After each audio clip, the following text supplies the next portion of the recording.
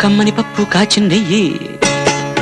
వేడి వేడి అన్నం మీద కమ్మని పప్పు కాచిందెయ్యి పప్పు తప్పడం కలిపి కొట్టడం భోజనం వన భోజనం